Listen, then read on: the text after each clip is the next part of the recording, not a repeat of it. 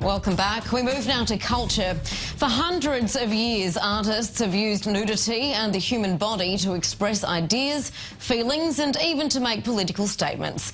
Now a new exhibition in Israel is looking at how the image of a naked female has impacted feminism. The showcase itself had experienced its own form of censorship. One of the works was deemed too controversial to be displayed in its original form. I24 News culture correspondent Margit brings us the story. Please note this report does contain some nudity and viewer discretion is advised. Nudity, art and politics. In a public space, the human body has the potential to shock and offend. Whether it's naked statues of President Donald Trump or mass nudity, like in the works of famous photographer Spencer Tunick, the bare body makes headlines. A new exhibition in Israel is tackling all of these issues and more from a feminist perspective. At the Margit Museum in Haifa, the Hannah Orloff exhibit looks at feminist sculpture in Israel. A trailblazer, Orloff was one of Israel's first female sculptors. Today, we don't really think about the obstacles the female sculpture had to face back in the day. This is what makes Hannah Orloff a great artist, and is also why her contribution to women's art is so important. The artworks here show the female body in an unconventional light. This is my feminist statement in my work. I am not an object of the male gaze or of a man who is sculpting me. Instead, I'm using my body as a form of expression. Atlas held up the sky. The whole world belonged to him. In mythology, the caryatid, on the other hand, held up buildings. The house was her domain. Unlike Atlas, the caryatid does not hold up the sky.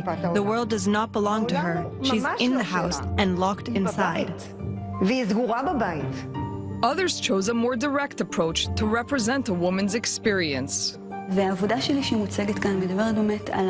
My work here looks at the female body and how it combats illness, specifically breast cancer. My sculpture is called Tree of Life, and it was inspired by a woman who was very close to me and whom I care deeply about. Nudity is not pornographic or sexual. It is something that serves an artistic purpose. But some still find nudity offensive or inappropriate.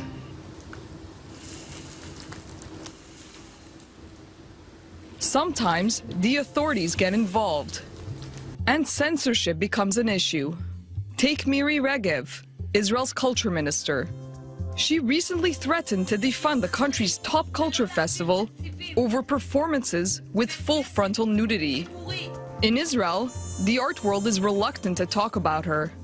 When we asked the curator of this show what she thought about Miri Regev's impact, she shut down the discussion. This whole topic is very annoying. I don't think we need to get into this. But Regev already seems to have had an effect, right here at the Margit Museum. This artist's performance, titled Plasma, was featured in New York galleries many times. Verit Sivan slowly covers a live model with thread. The performance culminates with the model standing up and emerging naked from the pile of thread.